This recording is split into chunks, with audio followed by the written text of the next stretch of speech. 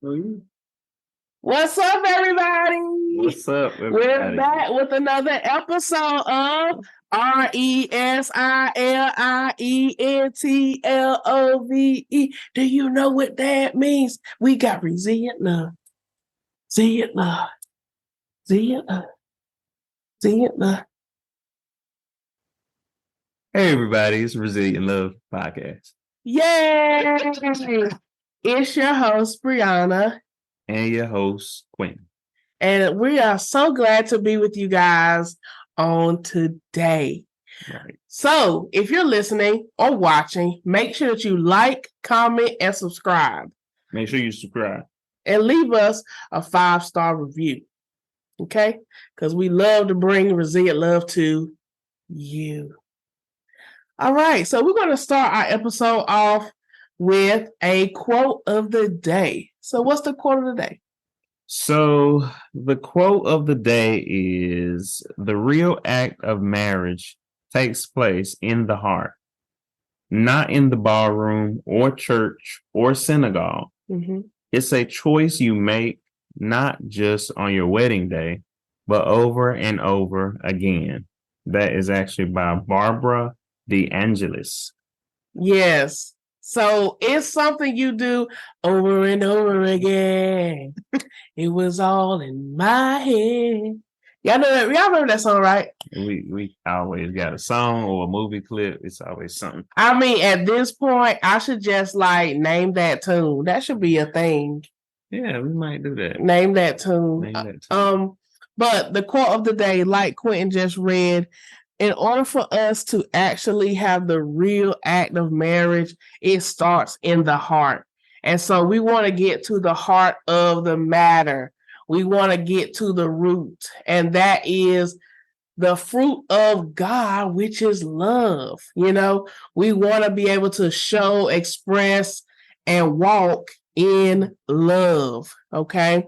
That is one of the greatest commandments. Right. To love thy neighbor as Christ loves himself and loves the church, you know, and so that's what we want to do and show that love. And we chose that quote specifically because a lot of times, oftentimes, we think of marriage as just the big wedding day, all the fluffy stuff that make you feel good. Mm-hmm. But we don't tend to really think about the real work it takes. Yeah, I think if you guys get the book by Melissa and Kevin Frederick's Marriage Be Hard, we're going to plug that down in the description below. But Marriage Be Hard is a great book just to express their story of their journey as teenagers to now adulthood and parenthood, and of course as business partners.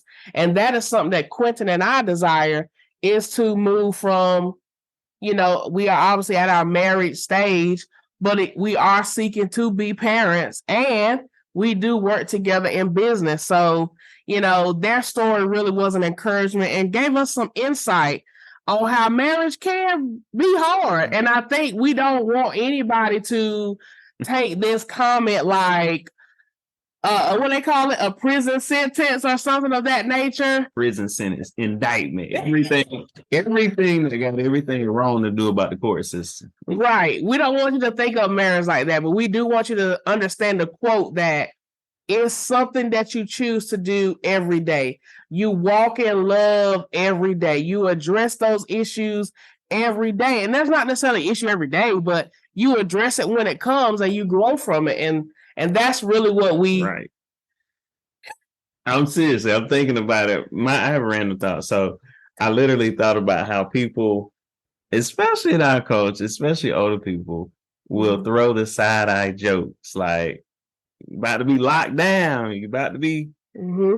And I'm thinking about the ring. This is not a handcuff. All right. This is the evolving. Yes. This is the circle of life right here. This is a eternal connection, knowing that it's not easily broken, right? The Bible tells us that a 3-stranded cord is not easily broken. And in order for us to have that third strand, it comes with Christ. And so we want to make sure that you guys understand the importance of having a Christ-centered marriage. You know, you may see others have success, but with Christ, you will grow and excel even the more in your marriage. I believe that. I know that. And I'm going to stand on that 10 toes down.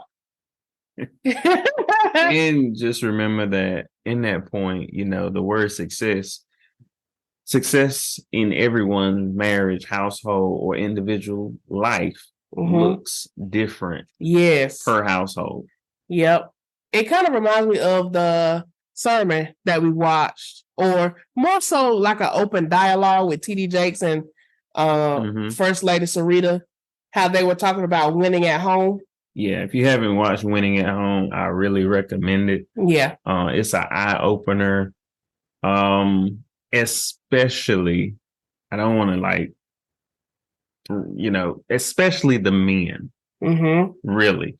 Because a lot of times, and I can speak from this, like we get focused on finances and like making sure the house good. Like, how can I figure out extra income that we literally forget to win at home? Like, what do you do when the money dry up? Come on. What sustains you? And it has to be more than money. You can always get more money. You can't get more time.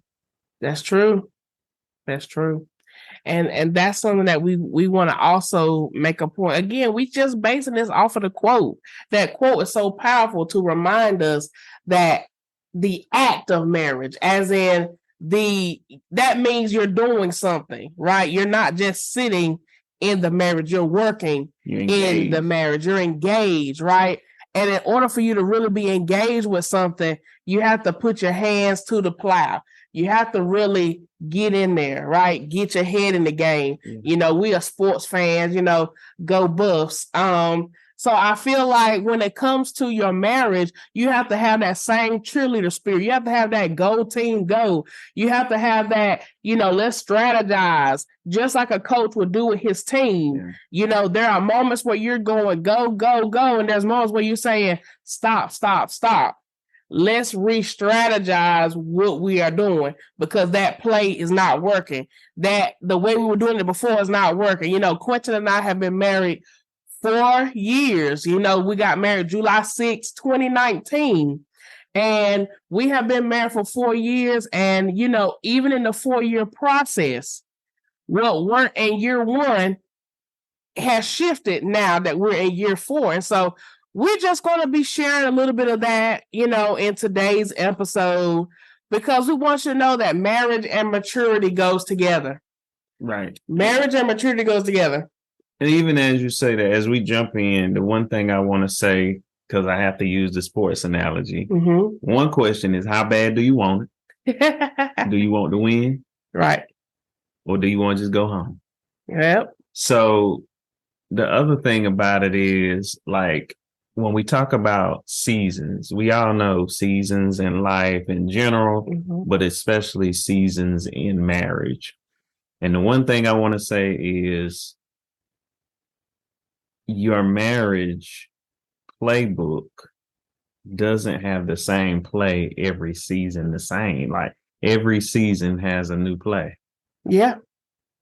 You can't, like, you have to switch up the routine. You got to switch up. Some things that worked last season ain't gonna work this season. It just ain't.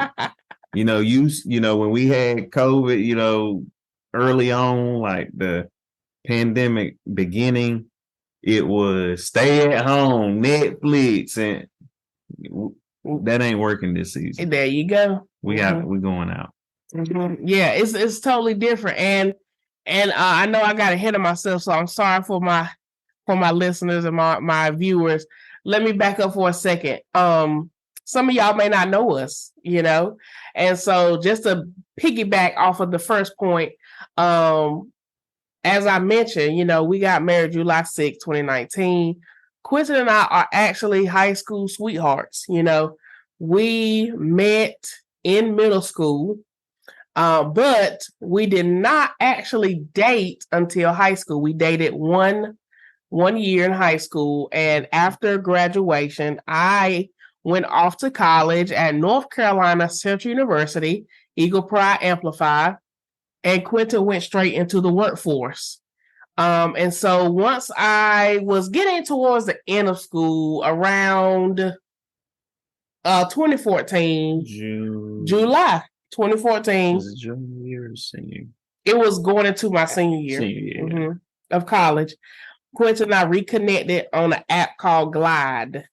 Right. And in us reconnecting on Glide, we began to grow and just reconnect, like just get back to know each other, because things change after you graduate high school. So, and for those that don't know Glide was basically FaceTime dinosaur edition.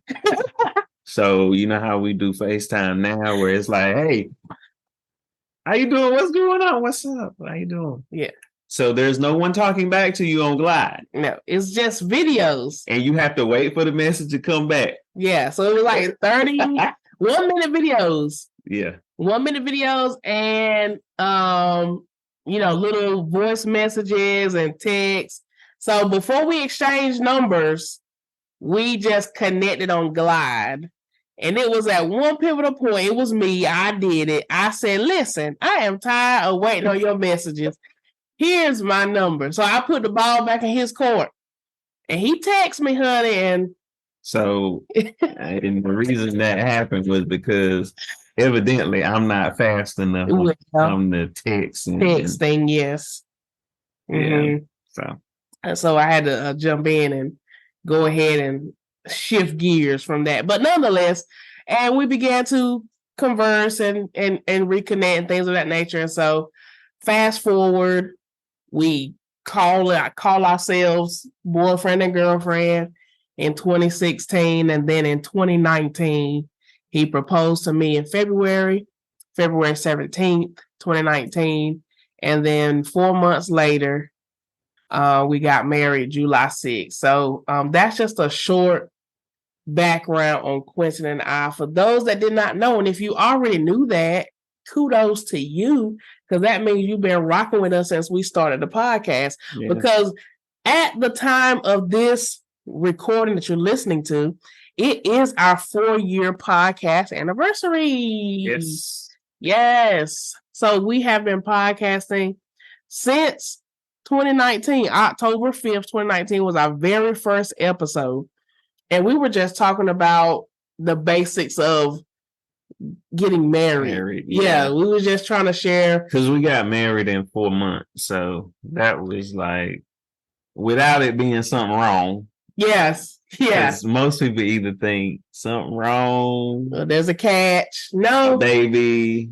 No catch. No, just God and his timing. So we just didn't want to wait a year. Yeah, and we just went forward and God has been good. And so we are now here 4 years later to bring you a topic of marriage and maturity. Some of the life updates that we wanted to share is that in the 4-year process, I am now a high school teacher.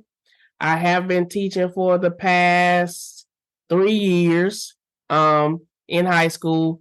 And I am also now pursuing my master's degree at in the field of instructional technology. So I will complete this program next year, 2024. So that's an update for me. And an update for me is I became an insurance agent. Woo! So don't say woo yet, because it's chapter. Woo. Yeah. Today, literally, woo. Right. There's some days I'm like, just this, and there's other days I'm like, woo. Like, you guys can say that. There are some days you might love your job, but there are just some days where you just woo turns into woo. Pray for me. Yeah. Because I my professional clock be switching to my ratchet clock. Want to. I just But that is too funny. I'm Professional learning. clock, the ratchet clock. I'm learning. Mm-hmm. So listen, we're going to jump right in. Like we said, today's topic is on marriage and maturity. So Q, I want you to share with the people just some media aspects when it comes to like media couples and what we've seen. What's the topics that's out there relating to marriage? Honestly, a lot of divorce, and the one word that comes to mind is the famous word irreconcilable differences. Okay. And that's a whole nother topic for another day, but I just want to throw that out there. But some of the names that come to mind was like this past year or so, it's been like some heavy names like Bill and Melinda Gates. Goodness.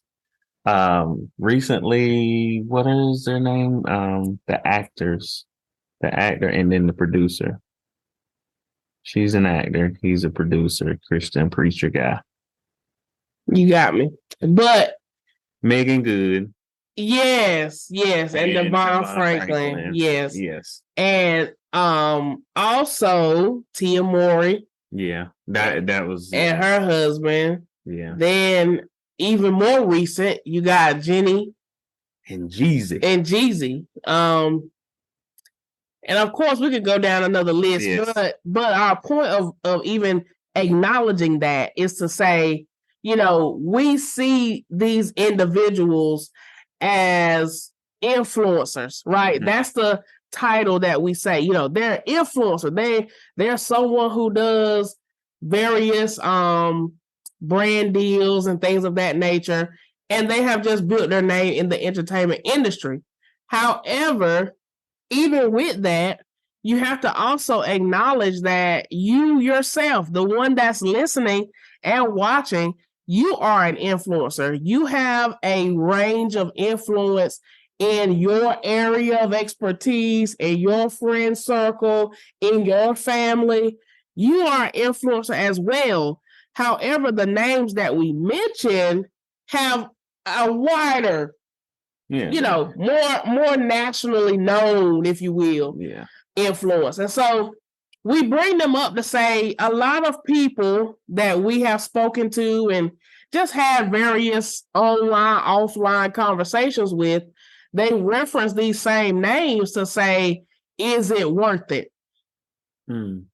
They reference these same names to say, well, I can do bad by myself.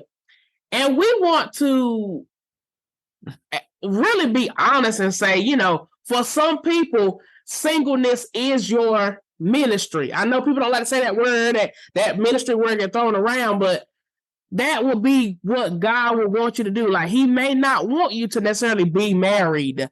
He may want you to be a single person operating in a particular area.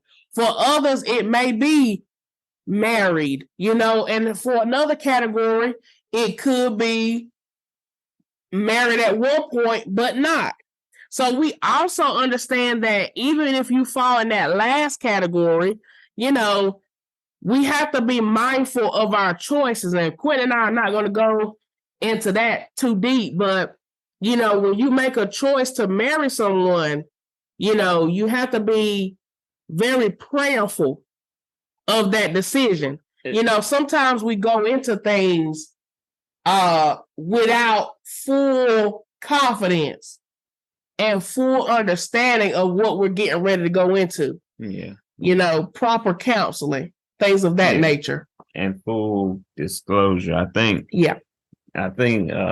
one of the things that we share, with the Jenny Ma and the Jeezy thing was about the differences with family culture. Yes. And we've had that too, honestly. There were certain things Bree won't use, there were certain things I won't use to. And you got to learn how to make that work. And you have to figure out if that's a deal breaker before you say I do. You might want to go back and check that episode, because we hit some of these points previously, but today we want to dig a little deeper and talk about, and we're going to be kind of looking down a little bit because we got some notes together. But again, marriage and maturity, the importance of that. And the very first key point we want to hit is communication is critical. A successful marriage requires open and honest communication. It's essential to actively listen to your partner's needs, concerns, and desires. Effective communication can help resolve conflicts and strengthen your bond. You know, Quentin and I wrote a book called Confront the Conflict and Settle the Matter. We will be doing a workshop around this topic later on this year, 2023. But in that, you know, we ourselves understood early in our marriage that it's important to be clear and concise on what you want and what you desire to have and what you don't want. And I think that when we hit that crossroad, it was a funny point because I can just share this. Q was, I think, getting off work or something, and he hadn't gotten home, and I was just calling him, and I said, "Hey, Q, where are you?" He said, "Why?" I said, I thought that you would be home, you know, so I just wanted to kind of check in and see where you're at, you know. And he said, "I'll be home shortly." And at that point, I hung up the phone. And she was upset. I realized at that point, I hadn't communicated clearly, and neither did he. Well, first she got upset. Then she had a revelation. So, yeah. I got upset, and then I had the revelation. But when he got home, we had a conversation. You see what I'm saying? I got upset. I had a revelation. Then I had a conversation. That might be a word for somebody. You might get upset, but take that upset feeling and gain something from it, and then effectively communicate what you can do better. And so in that moment, right, Quentin shared, like, in a previous time or a previous setting, you know, that was not the 411. That was not the way I would flow in a typical situation. That hadn't been my lifestyle. People. Right. Like, I be where I be, and I'm at where I'm at. And I'll be back when I be back. Yeah, that was his flow, and I said no. So we began to really rebuild that area for him, right? Because that was not something he was used to. I grew up in an environment where checking in was essential. Checking in was routine. Let me say it that way. And let me just say this. Sometimes everybody, you know, checking in is cool, but sometimes just let the person know you need to check out. Like, for real. Like, this is not a topic. Everybody, the check-in, make sure you check in. Make sure you check in. You married now. No, well, sometimes you gotta check out. Like, Bree, look, I don't mean to be funny, but today I just need some time to myself. Right. And that's okay. Like, I think that's also a piece of the healthy heartbeat of a marriage, is still having some individuality while still being one. Like, what do you like to do? Don't just say yes because she say yes, or say yes because he says yes. Or what, you know, figure out, what do you like to do? When do you need time? When is a good time? And then bring that together. Yes. So don't lose yourself in the I do. Yeah. You deny everything of yourself, and like, you don't even know yourself at the end of the day. You like, well, who am I? You know, as we're sharing, what's coming to my mind also from a teacher perspective is a method that we use when we're lesson planning. I do, you do, we do. You know, there's a point where the teacher is working with the students. That's what we do. You know, this is a category for you. That's what you do. And as the teacher, here's something that I do. And so I think that Understanding your role, understanding when it's a time for us and a time for me. Right. A time for me and a time for we. That's a word too. A time for me, a time for we. Okay? So that was good. That was point 1. Point 2. Point 2. Embracing compromise. This one, excuse me, y'all. This one, this was like the hardest part. So marriage often involves compromise. Learning to find common ground and make mutually beneficial decisions is crucial. It's important to remember that marriage is not about always getting your way, but finding a balance that works for both partners. Mm-hmm. There are so many instances where we had to learn compromise in this 4 years. But I think, honestly, here's what sped and it's just our personal, and we'll dig further in, what sped our compromise up was COVID. I think I stayed home. Bree got sick, had to go to the hospital, and like nothing mattered at that point no more. Like, I don't care if you do that little thing I just don't like. Like, did you squeeze the toothpaste? Did you tighten the cap? Like, little stuff don't matter. Mm-hmm. And I feel like that's what elevated us and matured us, because in that moment, we really realized life is but a vapor. Mm-hmm. And like the little stuff you actually begin to miss. Mm-hmm. You're like, oh my God, I am so alone. That's the funny thing about marriage. You get so used to someone when they're not there, especially with a situation that was so crucial, revolving health and me not being able to be present. Mm-hmm. It was tough, but that's what matured us. And the fact that I couldn't be present, I literally had to lean on my faith, not my own strength. Yes. And I couldn't do nothing. It felt kind of a little helpless. Like, yep. In the hospital, I'm here. Mm-hmm. I keep getting check-in calls. Mm-hmm. But nevertheless, so compromise, I was one, I matured through the marriage as an individual and as a husband, becoming one with my wife by listening, examining, and doing better. Mm-hmm. I wasn't a good communicator. And I was probably a good communicator, maybe like in the business sense or in a meeting. I can do that. But when it came to like this, it was a little challenging. And one thing about it makes you realize a lot of things about your childhood. Mm. So yes. You're actually having to backtrack to figure out why you do certain things. Mm-hmm. And then you got to compromise with your own self. Yeah, with your own thinking. Yeah, you got to like settle the matter within you. And and some things with you. I mean, you could share some things with you. You had to, I never did it like that, or I never thought about it like that. Mm-hmm.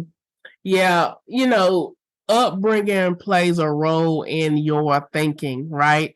Based upon whatever the house rules were, whatever the routines were at that time, it really helps to shape you. Again, I'm going to give you guys some of the aspects as a teacher, because I have worked in child development literally from birth to kindergarten, and I jumped up to 9th grade to 12th grade.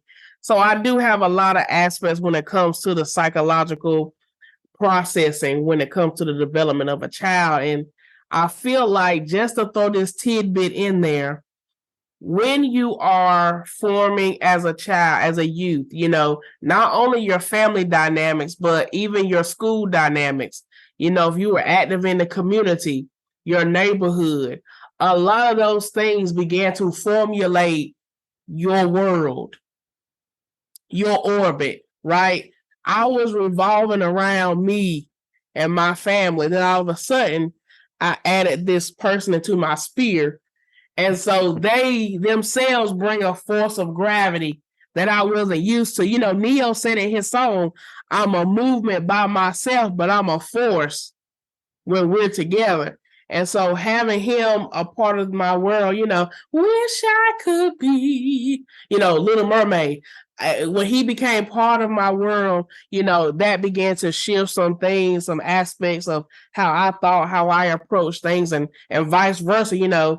I began to shift some stuff about him. And so I think that the very beneficial thing to a partnership is understanding the strengths and weaknesses of each other, right? Because we're talking about compromise. And so recognizing that Quentin is stronger in the organization aspect, right? When it comes to certain things in the home, he's really good at, compartmentalizing and putting things here, there, everywhere. Whereas for me, when it comes to organizing in the business sense, he's like, yeah, Brianna, you're really good at, the social media, the emails, the publications, etc. So, we kind of do the checks and balances of how things flow, and so that's something that we learn even with that.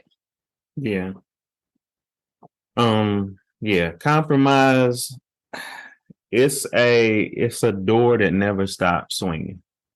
Mm-hmm. It's a door that you constantly have to walk through and realize that even when you think you know, you don't. I know. So you just have to go with it, learn. Like, one of my favorite quotes by one of my uncles in Philly is, you don't go through life, you grow through life. And a lot of us are trying to go through life so fast, and, we're influenced by social media. And especially when it comes to like relationships as well, like we look at people on social media like, I wish my marriage was like that. I wish me and my babe went on trips and did this. I want that Margie and Steve. And I'm like, hey, you don't know what they got going on behind closed doors. So you don't know the struggle. You don't know the compromise, the sacrifice. Like, you don't know. You just see one aspect. Yeah. So.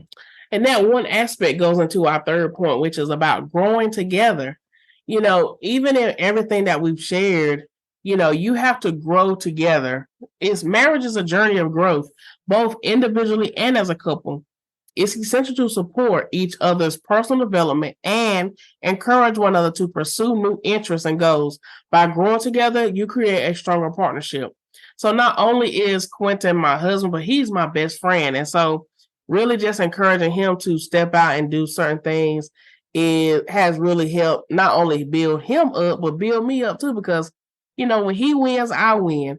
And when we began to look at our marriage as a partnership of I bring 100, he brings 100, we were taught 50-50, as long as he brings 50 and I bring 50, we good. No, baby, you partially there.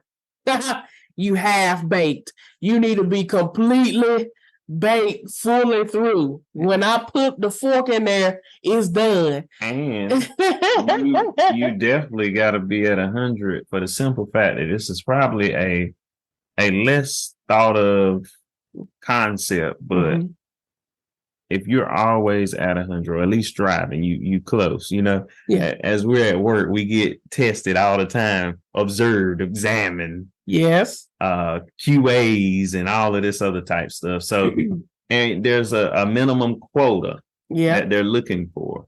Usually it's an 80, 80 or better. And, you should always be at 100 or really close to 100, because you never know when the other person may be at 30. Right. And that's both. It's not just finances, because a lot of people automatically, when they hear that, they think about just finance. It's not just finances. It's emotional. It's like It's the full package. It's the full package. Yeah, because Quentin could have a great day in the category of personal. Yeah. But then at work is a little low. Yeah. So really being able to encourage, don't worry about what's going on the job. You got this, etc. And vice versa. There have been times where Quentin had to really, come on, Bree, you got this. And so that's where I go back to that first point about there are seasons where you are just cheering, go. And there are seasons where you're like, stop, let's rethink this whole thing. Right. And so that's how you really grow together, understanding the season, the time. That's in the Bible, right? Ecclesiastes 3. There's a time and place for everything under the heavens. So really understanding the times and seasons that you and your spouse are with is what really going to help you grow together, right? Flowers are planted in one season, but they bloom in another. So understand that you are planting seeds with your spouse in one season, and you're going to see them grow in another. Okay. Mm-hmm. You may not see them improve in category A right now, but keep working on it. Keep tilling the land, and category A will grow. Yeah, that was good. Yeah. Yeah, I'm going to say it like Prime. That was good. Yeah. That was good right there. So we talked about growing together. Communication is crucial, embracing compromise. And now we're talking about respecting differences. Yeah, this is going to be probably the last point we'll make for this episode. And respecting differences. Yeah, I got tired when I heard it. But this is a challenge, that's, again, this ties in with compromise again. So respecting differences. Each person in a marriage brings their own unique qualities, perspectives, and backgrounds. It's important to respect and appreciate these differences as they can enrich your relationship. Embracing diversity strengthens the bond between partners. Mm-hmm. So,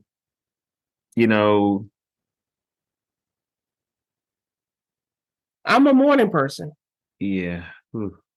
Yes. And Quentin is a night owl. I'm growing. He's growing, right? But respecting the difference in that Brianna's best output is in the AM. If you want to get my best work, I can work at night, but is it my best work? Ain't her best work, y'all. I've seen it. And I ain't shading her, but I'll be like, I'm going to catch you in. Let me get on your books for the morning slot. He love to say that line. So, as we work through different business ideas and brainstorming, Quentin wants to brainstorm at like 11 p.m. And I'm like, Quentin, I'm going to give you what I can. But catch me at 6 a.m., 7 a.m. I'm going to give you that. Coach Prime. I love Coach Prime. Shout out to Coach Prime. But anyway, that's me. That's me being honest. Mm-hmm. My best output is in the morning. Okay, maybe that's because of my teacher schedule. I don't know. But I do better in the morning. Whereas Quentin, he flows at night. Yeah. That's respecting differences, right? Respecting differences also is like one thing particular is like me. I am now Bree. She's a deal shopper, but I am like, I'm gonna just say, I'm cheap.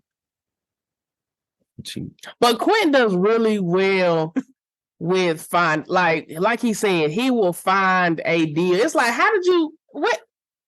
This was $2? How? But that's how, and here again, it goes to background. Brianna be like, full price. Full price.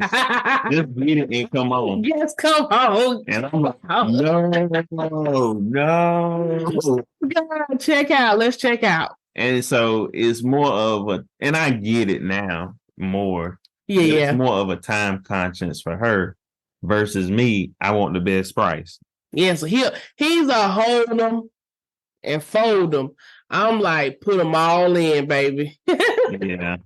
So that was something we both we had to learn. Sometimes we still have to compromise. Like, all right now. Yeah, true that.